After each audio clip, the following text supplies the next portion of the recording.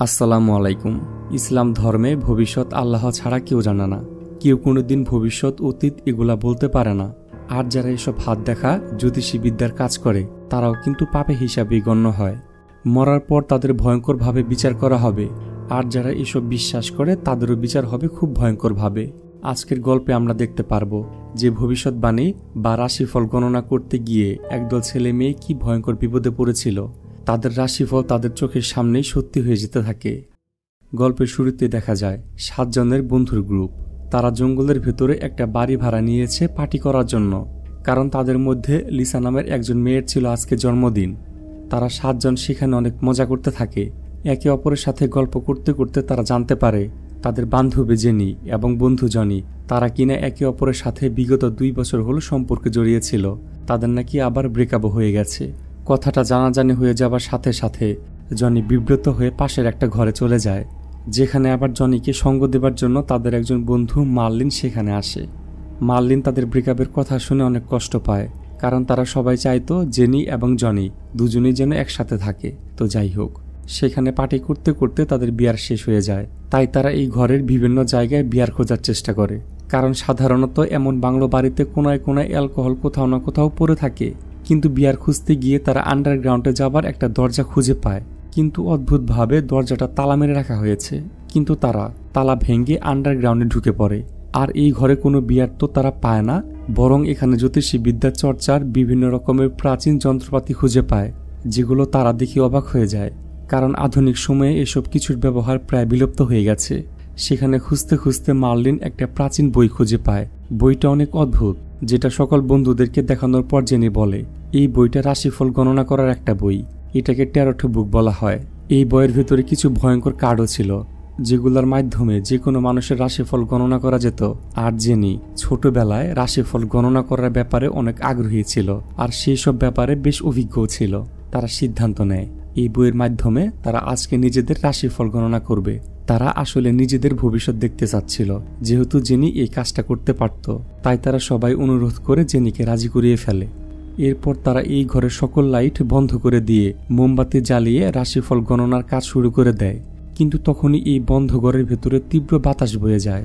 Jenny সবাইকে বলে যে আমাদের কাজটা করা হয়তো উচিত হবে না, মনে হচ্ছে কেউ আমাদেরকে সতর্ক করে দিচ্ছে। কিন্তু লিসা নামের সেই মেয়েটা, যার আজকে জন্মদিন, তার অনুরোধে বাধ্য হয়ে জেনি সর্বপ্রথম তার রাশিফল গণনা করতে থাকে। জেনি লিসার জন্ম তারিখ শুনে বলে দেয় যে তার রাশি হলো লিব্রা, মানে তুলা রাশি। আর এই রাশির সাইন ছিল একটা ডাইনি। আর রাশিফল মোতাবেক সে খুব শীঘ্রই সফল হতে চলেছে। তবে সফলতার সিঁড়ি তাকে সাবধানে উঠতে হবে, কারণ অসাবধান হলেই সে মুখ থুবড়ে পড়ে যেতে পারে। এরপর রাশিফল গণনা করতে আসে ম্যাডি নামের একটা মেয়ে, যে ছিল মেষ রাশির জাতিকা। আর রাশিফল মোতাবেক সে উত্তেজিত হলে সিদ্ধান্তহীনতায় ভোগে। আর তার রাশির সাইন ছিল ঝুলন্ত মানব। এছাড়াও তার জীবনের টেকনোলজিক্যাল ফেলের জন্য তাকে অনেক ঝামেলা পোহাতে হতে পারে। এরপর আসে এমিলি, যার রাশি ছিল কন্যা, আর তার সাইন ছিল একজন জাদুকরের। আর রাশিফল মোতাবেক সে বুদ্ধিমতী এবং ধৈর্যশীল, কিন্তু জীবনে চলার পথে তাকে জাদুকরের জাদুর মতো ধোঁকায় পড়তে হতে পারে। এরপর মার্লিন চলে আসে, যে ছিল 20 রাশির জাতক, আর তার সাইন ছিল একটা জোকারের। তাছাড়াও রাশিফল মোতাবেক সে খুব সাদাসিধা এবং বোকা প্রকৃতির মানুষ। বিপদের মুহূর্তে ভুল সিদ্ধান্ত নেয়া তার প্রাকৃতিকগত স্বভাব, কিন্তু বন্ধুদের বিপদে আপদে সেই সবার আগে হাজির হয়। কথাটা শুনে মার্লিন অনেক খুশি হয়। নিজের প্রশংসা শুনে যে কেউ খুশি হবে। তো যাই হোক, আর এরপর ভাগ্য গণনা করতে আসে মার্কো, যে ছিল মকর রাশির জাতক, আর তার সাইন ছিল ডেভিলের। রাশিফল অনুযায়ী তার আর্থিক অবস্থা শীঘ্রই ভালো হতে যাচ্ছে। সে সবাইকে মন থেকে ভালোবাসতে পারত। তার জীবনে চলার পথে তাকে সবসময় সঠিক লাইনে থাকতে হবে, কারণ ভুল লাইনে চলে গেলেই তার ক্ষতি হতে পারে। এরপর জেনির কাছে ভাগ্য গণনা করতে আসে তার এক্স বয়ফ্রেন্ড জনি। জেনি খুব স্বাভাবিকভাবে তার ভাগ্য গণনা করে জানতে পারে যে জেনি সিংহ রাশির জাতক। সে সবসময় নিজের মতো করে চলতে পছন্দ করত, অন্য কারো কথা বিশ্বাস করত না। তবে তার এমন ডোন্ট কেয়ার অ্যাটিটিউডের জন্য ভবিষ্যতে তার জন্য বিপদ অপেক্ষা করছে। আর জনির সাইন ছিল ফায়ার ডেভিল, মানে আগুনের শয়তান। তো কথাগুলা শুনে জনি বেশি রেগে যায় আর জেনিকে বলে যে এতই যখন ভাগ্য গণনা করতে পারো, তাহলে নিজের ভাগ্যটা গণনা করেও দেখাও। এরপর জেনি নিজে নিজে ভাগ্য গণনা করতে গিয়ে দেখে যে তার সাইন হলো মৃত্যু দেবতা, আর সে ছিল ধনুরাশির জাতিকা। ভাগ্য গণনা করে সে জানতে পারে তার জীবনে প্রেমের অর্থই আসলে মৃত্যু। তো যাই হোক, এসব কিছু করতে করতে তারা সেদিনের রাতটা কাটিয়ে দেয়। আর পরের দিন সকালে তারা সবাই একসাথে নিজেদের বাড়িতে যাবার জন্য বেরিয়ে পড়ে। কিন্তু যাওয়ার সময় তারা যখন গাড়িতে পেট্রোল ভরার জন্য একটা স্টেশনে থামে, সেখানে সৌভাগ্যবশত মার্কো একটা লটারিতে $700 পুরস্কার পেয়ে যায়। এরপর তারা সবাই প্রচন্ড খুশি হয়ে যে যার বাড়িতে ফিরে যায়। কিন্তু সেদিন রাতের বেলা লিসা তার জন্মদিনের এই পার্টি সম্পর্কে তার বান্ধবী এমিলির সাথে অনেক রাত অবধি ফোনে গল্প করছিল। কিন্তু তখনই সে হঠাৎ করে দরজার বাইরে কিছু একটা পড়ে যাওয়ার শব্দ শুনতে পায়। লিসা দরজা খুলে দেখতে পায় যে তার ছাদে ওঠার সেই মইটা নিচে পড়ে আছে। তাই সে তার বান্ধবীর কলটা কেটে দিয়ে মইটা উপরে তুলে দেয়। আর তারপর ঘরে এসে আবারও তার বান্ধবীর সাথে গল্প করতে থাকে। কিন্তু আবারও সেই মইটা নিচে পড়ে যায়। এবার এমিলি তার বান্ধবীকে কিছুক্ষণ পর কল করবে বলে বাইরে বেরিয়ে পড়ে। সে মনে করেছে যে তার হোস্টেলের বন্ধুরা হয়তো তার সাথে প্র্যাঙ্ক করার চেষ্টা করছে। তাই সে হাসতে হাসতে মই দিয়ে উপরে উঠতে থাকে। এলিসা বেশ ভয় পেয়ে নিচে একবার দেখে, আর তারপর উপরে এসে দেখতে পায় তার চারপাশে মোমবাতি জ্বালিয়ে রাখা হয়েছে। শুধু তাই নয়, তার সামনে সেই ডাইনির ছবিওয়ালা কার্ডটাও পড়ে আছে। আর তখনই সেই কার্ডের ডাইনিটা তার উপর আক্রমণ করে দেয়, যার ফলে এলিসা সোজা নিচে পড়ে যায়। লিসা প্রচণ্ড আঘাত পেয়ে নিজের জায়গা থেকে একটু নড়তে পারে না। আর এই সুযোগে চিলেকোঠা থেকে সেই ডাইনি ছাদে ওঠার ওই মই দিয়ে আঘাত করতে করতে এলিসাকে সেখানেই ভয়ঙ্করভাবে মেরে ফেলে। এর পরের দিন সকালবেলা বন্ধু বান্ধবীরা যখন এলিসার খবর জানতে পারে, তখন তারা সবাই প্রচন্ড কষ্ট পায়। তারা কেউ বিশ্বাস করতে পারছিল না যে তাদের বান্ধবী মারা গেছে। কিন্তু ব্যাপারটাকে জাস্ট একটা দুর্ঘটনা মনে করে তারা সেদিনের মতো নিজেদের বাড়িতে চলে যায়। শুধু এমিলি রয়ে যায় জেনির কাছে, কারণ সে এলিসার মৃত্যুতে ট্রমাটাইজ হয়ে গিয়েছে। সে বিশ্বাস করতে পারছিল না যে কাল সারা রাত তারা ফোনে গল্প করেছে আর আজকে তার বান্ধবী নেই। এদিকে সবাই নিজেদের বাড়িতে পৌঁছে গেলেও মার্কো হেঁটে হেঁটে যখন নিজের বাড়িতে যাচ্ছিল, তখনই তার পিছনে তার রাশির সেই ভয়ঙ্কর শয়তান। কিন্তু এসব কিছু ইগনোর করে মার্কো রেল স্টেশনে চলে আসে। কিন্তু দুর্ভাগ্যবশত আজকের রাতের শেষ ট্রেন অলরেডি চলে গিয়েছে, তাই সম্পূর্ণ স্টেশন ফাঁকা রয়েছে। আর তখনই স্টেশনের চারদিকে লাইট বন্ধ হতে থাকে। আর একসময় সেই শয়তান মার্কোর উপর আক্রমণ করে দেয়। মার্কো তার প্রাণ বাঁচানোর জন্য রেস্ট্রিকশন এরিয়াতে প্রবেশ করে। আর সেখানে সে নিজের মৃত্যুর খবর প্রকাশিত হওয়ার একটা খবরের কাগজ পড়ে থাকতে দেখে। আর তার মনে পড়ে যায় আর এই শয়তানই তো তার রাশির সাইন ছিল। সে বুঝতে পারে কিছু একটা গন্ডগোল হয়েছে। কিন্তু ততক্ষণে সেই ডেভিল মার্কোকে মারার জন্য ভয় দেখিয়ে একটা ভুল লাইনে ফেলে দেয়। আর সেই লাইনে আসা একটা ট্রেনের আঘাতে মার্কো সেখানে মারা যায়। আর এই ঘটনাগুলা ঘটার কারণে বাকি বন্ধুরা রীতিমতো স্তব্ধ হয়ে যায়, কারণ পরপর 2 দিনে তারা 2 জন বন্ধুকে হারিয়ে ফেলেছে। আর পুলিশ এসব খবর পাওয়ার পর এই ব্যাপারটা নিয়ে ইনভেস্টিগেশন শুরু করে। কিন্তু তারা বিভিন্ন জিজ্ঞাসাবাদ করেও এই দুর্ঘটনার কোনো কুল খুঁজে পাচ্ছিল না। তাই বাকি বন্ধু বান্ধবীরা এখন এক জায়গাতে বসে আলোচনা করতে থাকে যে আসলে তাদের সাথে হচ্ছেটা কি। এদের মাঝে মার্লিন তো মনে করেছিল যে তাদের বন্ধুদের মাঝে কেউ হয়তো তাদেরকে এভাবে মেরে ফেলেছে। কিন্তু কিছুক্ষণের মধ্যেই তারা সবাই বুঝতে পারে যে না, কাজটা তাদের কোনো বন্ধুর নয়, কারণ যিনি তার 2 বন্ধু বান্ধবীর মৃত্যুর মাঝে কিছু কমন প্যাটার্ন খুঁজে পায়। যেমন এলিসার রাশিফলে ছিল যে তার সফলতার সিঁড়ি ওঠার সময় তাকে সাবধান হতে হবে, নয়তো সে মুখ থুবড়ে পড়বে। আর এলিসা কিন্তু ময়ের সিঁড়ির সামনে মুখ থুবড়ে পড়েই মারা গিয়েছে।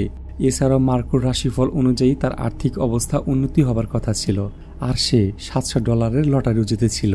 শুধু তাই নয়, রাশিফল অনুযায়ী ভুল লাইনে চলে গেলে তার বিপদ হতে পারে বলা ছিল। আর সে ভুলবশত একটা ভুল লাইনে যাওয়ার কারণেই কিন্তু তার মৃত্যু হয়েছে।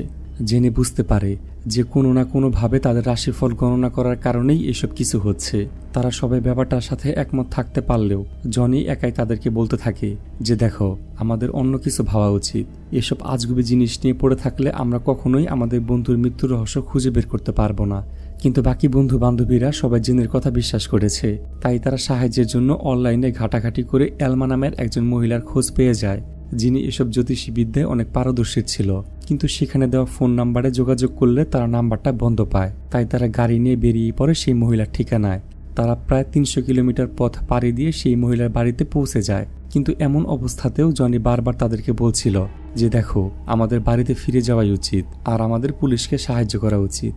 কিন্তু বাকি বন্ধুরা তার কোনো কথা না শুনে এই ভাঙ্গাচোরা বাড়ির মহিলাটাকে নিজের বিপদ আপদের সকল কথা বলে দেয় যে আমরা নিজেদের ভাগ্য গণনা করেছিলাম বলে আমাদের 2 বন্ধু মারা গিয়েছে। তুমি যদি আমাদেরকে সাহায্য না করো তাহলে হয়তো আমরাও মারা যাব। কথাগুলো শুনে মহিলাটা তাদের ভেতরে নিয়ে যায়। মহিলা তাদের থেকে আগে সবকিছু শুনে নেয় যে তারা কোনো বই খুঁজে পেয়েছিল কিনা, আর সেখানে কোনো কার্ড ছিল কিনা, আর সেই কার্ডে কোনো ছবি ছিল কিনা, ইত্যাদি ইত্যাদি। তারপর তারা বলে যে হ্যাঁ, তারা একটা কাঠের বই পেয়েছিল যেখানে কার্ডও ছিল আর কার্ডের ভেতরে ভয়ঙ্কর সব ছবি আঁকানো ছিল। এই ব্যাপারগুলো জানতে পেরে বৃদ্ধা মহিলাটা বুঝে যায় যে এই ছেলে মেয়েগুলা খুব বড় একটা বিপদে পড়ে গেছে, তাই সে তাদেরকে ব্যাপারটা খুলে বলতে শুরু করে। 1991 সালে মেক্সিকো সিটিতে একটা বিয়ে বাড়িতে 6 জন লোক নিজেদের রাশিফল গণনা করেছিল আর তারপর মাত্র 48 ঘন্টা জীবিত ছিল, আর তারপর তারা 6 জন রহস্যময়ভাবে মারা যায়। শুধু তাই নয়, 1969 সালে মেক্সিকোতে এভাবে আরো 8 জন মানুষ রহস্যময়ভাবে মারা গিয়েছিল। আর শেষবার তাদেরকে যখন জীবিত দেখা গিয়েছিল তখন তারা একটা পিকনিকে নিজের রাশিফল পড়েছিল।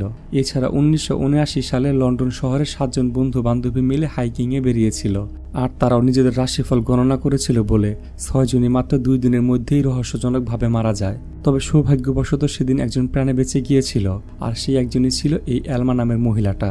কথাগুলা শুনে এখানে আসা বন্ধুরা সবাই অবাক হয়ে গেলেও জনির কাছে এখন এসব কিছু আজগুবি গল্প মনে হচ্ছে, যেটা দেখে এলমা তাদেরকে বলতে থাকে যে আমি বেঁচে যাবার পর থেকে এটা খুঁজে বের করার চেষ্টা করছিলাম যে শুধু আমি কেন বেঁচে গেলাম।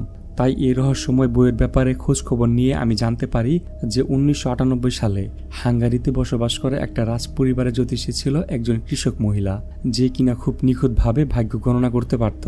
তো হাঙ্গেরির সেই রাজপরিবারে পুত্রবধূ যখন গর্ভবতী হয়ে যায় তখন সেই কৃষক মহিলা তার ভাগ্য গণনা করে জানিয়েছিল যে এই রাজবাড়ির বউ রাজপুত্রকে জন্ম দিতে গিয়ে বাচ্চা সহ মারা যাবে। সেই কথা শুনে রাজা তাকে অনেক জোরাজোরি করতে থাকে ভবিষ্যৎবাণী পরিবর্তন করার জন্য, কিন্তু সেই মহিলা তাদেরকে বলে যে তাকদিরের লেখা কখনো পরিবর্তন করা যায় না, যে কারণে রাজা সেই মহিলাকে কালো জাদু করার অপরাধ দিয়ে তার বাচ্চা মেয়েটাকে সহ সেই গ্রাম থেকে বের করে দেয়। কিন্তু তাতেও কোনো লাভ হয় না, কারণ কয়েকদিন পরে পুত্র সন্তান জন্ম দিতে গিয়ে বাচ্চা সহ রাজার স্ত্রী মারা যায়। তখন রাগের বশবর্তী হয়ে রাজা সে জ্যোতিষী মহিলাটার বাচ্চা মেয়েটাকেও ফাঁসি দিয়ে মেরে ফেলে। আর এই ঘটনার পরে মহিলাটা নিজের সন্তান হারিয়ে এতটাই পাগল হয়ে গিয়েছিল যে সে কালো জাদুর চর্চা শুরু করতে থাকে। সে নিজেকে মেরে নিজের আত্মাকে এই রাশিফলের বইয়ের মধ্যে বন্দী করে রেখেছিল আর মৃত্যুর আগে সে রাজবংশের সকলের ভবিষ্যৎবাণী করেছিল, যার ফলে সম্পূর্ণ রাজবংশের মানুষ নির্মমভাবে মারা যায়। তারপর থেকে এই বইয়ের মাধ্যমে যারাই ভবিষ্যৎবাণী করেছে তারাই মারা গেছে। আমি শুনেছিলাম 15 বছর আগে ওই বইটাকে কেউ একজন আমেরিকার একজন ব্যবসায়ীর কাছে বিক্রি করে দিয়েছে, কিন্তু বইটা আমি খুঁজে পাইনি। তোমরা যদি জলদি বইটা আমার কাছে আনতে পারো তাহলে আমরা বইটা ধ্বংস করে এই অভিশাপ থেকে মুক্ত হতে পারবো। কথাটা শুনে বন্ধুরা সবাই গাড়ি নিয়ে বেরিয়ে পড়ে সেই পুরানো বাড়ির উদ্দেশ্যে, কিন্তু যাওয়ার সময় তাদের গাড়িটা বন্ধ হয়ে যায় আর আশেপাশের পরিবেশ পরিস্থিতি দেখে তারা বুঝতে পারে যে সেই ঝুলন্ত মানব তাদের উপরে হামলা করে দিয়েছে, যেটা দেখে ম্যাডি বুঝতে পারে যে এবার তার পালা। আর তার রাশিফল মোতাবেক সে বিপদে পড়ার কারণে প্রচণ্ড সিদ্ধান্তহীনতায় পড়ে আর সে তার বন্ধুদের কোনো কথা না শুনে দৌড়ে যখন সেখান থেকে পালানোর চেষ্টা করে তখন জেনি তাকে আটকানোর চেষ্টা করে, কিন্তু ম্যাডি কিছু না বুঝেই দৌড়াতে থাকে আর সেই ঝুলন্ত মানব ম্যাডির পিছনে পড়ে যায় আর যা হবার তাই হয়। আর এই রাক্ষস শয়তানটা ম্যাডির গলায় দড়ি দিয়ে তাকে এই ব্রিজের মাঝেই ঝুলিয়ে মেরে ফেলে। আর এসব কিছু দেখে বেঁচে থাকা 4 বন্ধু প্রচন্ড ভয় পেয়ে যায়। তারা এখন কি করবে তারা কিছুতেই বুঝতে পারছিল না, কিন্তু তখনই রাশিফল মোতাবেক মার্লিন বিপদের সময় একটা ভুল সিদ্ধান্ত নিয়ে নেয়, কারণ সে বলে যে দেখেছো আমরা একসাথে থাকলেও বাঁচতে পারবো না, এর থেকে ভালো আমি নিজের বাড়িতে গিয়ে নিজেকে একটা ঘরের মধ্যে বন্ধ করে রাখবো। আর এটাই ছিল তার নেয়া সব থেকে বড় ভুল সিদ্ধান্ত, কারণ সে যখন বাড়িতে যাচ্ছিল তখনই তার পিছনে তার রাশির সাইন সে জোকার পিছনে। মার্লিন প্রাণ বাঁচানোর জন্য দৌড়ে তার হোস্টেলের ভেতর ঢুকে যায়, কিন্তু সেই জোকার তখনও তার পিছু ছাড়ে না। জোকারটা আস্তে আস্তে লিফট ভেঙে তার উপর আক্রমণ করে দেয়। এদিকে বাকি 3 বন্ধু সেই পুরানো বাড়িতে পৌঁছে গিয়েছিল। এরা ইন্টারনেট দেখে বইটা নষ্ট করে দেবার একটা উপায় খুঁজে পায়, সেটা হচ্ছে কাঠগুলোকে আগুনে জ্বালিয়ে দিতে হবে, তাহলে তারা সবাই প্রাণে বেঁচে যাবে। তাই তারা কাঠগুলোকে আগুনে পুড়িয়ে দেবার চেষ্টা করে, কিন্তু অদ্ভুতভাবে আগুন এই কাঠগুলোকে পোড়াতে পারছিল না। তাই তারা আবারও সাহায্যের জন্য এলমা নামে সেই মহিলাকে এখানে ডেকে পাঠায়। আর কিছুক্ষণের মধ্যেই এলমা নিজের যন্ত্রপাতি নিয়ে এই বাড়িতে হাজির হয় আর সে নিজের মতো করে জ্যোতিষী বিদ্যা প্রয়োগ করে সেই বইয়ে আটকে থাকা কৃষক মহিলার আত্মার সাথে কথা বলার চেষ্টা করে, কিন্তু কিছুক্ষণের মধ্যেই সেই মহিলা সশরীরে সেখানে এসে হাজির হয়ে যায়। কিন্তু এলমা কিছু করার আগে সেই জাদুকর মহিলার আত্মা এলমার রাশিফল পড়ে ফেলে, যার ফলে চোখের পলকে এলমা সেখানে মারা যায়। আর এটা দেখে তারা 3 বন্ধু দৌড়ে পালানোর চেষ্টা করলেও দুর্ভাগ্যবশত এমিলি আলাদা হয়ে যায় আর সে পৌঁছে যায় একটা জাদুকরের স্টেজে। স্টেজটা 17 শতকের পুরনো আমলের ছিল। যেহেতু তার রাশির সাইন ছিল একজন জাদুকর, তাই এমিলি বারবার সেই জাদুকরের ধোকায় পড়ে যায় আর এক পর্যায়ে সেই জাদুকর এমিলিকে একটা বক্সে বন্দি করে তাকে করাত দিয়ে 2 ভাগে জ্যান্তই কেটে ফেলে। এদিকে জনি এবং জেনি হাল ছেড়ে দিয়েছিল। তারা ভেবেছিল যে তারা হয়তো জন্মগতভাবেই অভিশপ্ত, কারণ ততক্ষণে মৃত্যুদূত হামলা করেছিল জেনির উপরে, আর সেই আগুনের শয়তান হামলা করেছিল জনির উপরে। কিন্তু এমন অবস্থাতেও জেনির মাথায় একটা বুদ্ধি চলে আসে যে এই বই দিয়ে যা রাশিফল পড়া হয়, সে যদি অভিশপ্ত হয়ে যায় তাহলে আমি ওই জাদুকর মহিলার রাশিফল পড়ে ফেলবো, তাহলে সে নিজে অভিশপ্ত হয়ে ধ্বংস হয়ে যাবে। তো যেই ভাবা সেই কাজ, জেনে কোনো রকমে সেই জ্যোতিষী মহিলার রাশিফল পড়ে নেয়, যার ফলে সেই মহিলার আত্মা তাদের উপর হামলা করতে আসলেও তার রাশির সাইনও ছিল মৃত্যুদূত, তাই সেই মহিলা তাদের চোখের সামনেই সেখানে ভয়ঙ্করভাবে মারা যায়। আর এই অভিশপ্ত বইটাও সেখানে আগুনে পুড়ে ছাই হয়ে যায়। তো এরপর জেনি আর জনি প্রাণে বেঁচে যায়, তাদের মাঝে আবার নতুন করে ভালোবাসার জন্ম নেয়। আর এভাবে গল্প করতে করতে তারা যখন বাড়িতে ফিরছিল, তখনই একটা গাড়িতে করে মার্লিন এসে হাজির হয় তাদেরকে বাঁচানোর জন্য। তারা তো মার্লিনকে জ্যান্ত দেখে অনেক খুশি হয়ে গিয়েছিল। আসলে রাশিফল অনুযায়ী বন্ধুদের বিপদে মার্লিন সবার আগে হাজির হবে বলে বলা হয়েছিল, তাই সে সৌভাগ্যবশত সেখান থেকে প্রাণে বেঁচে গিয়েছিল আর বন্ধুদের বাঁচাতে এখানে হাজির হয়েছে। আর এখানেই এই গল্পটা শেষ হয়ে যায়। ভিডিওটা কেমন লাগলো অবশ্যই কমেন্ট করে জানাবেন। ভালো লাগলে একটা লাইক করবেন। তো এরপর দেখা হচ্ছে এর থেকেও ভয়ঙ্কর কোনো মুভিতে। সে পর্যন্ত সবাই ভালো থাকবেন। আল্লাহ হাফেজ।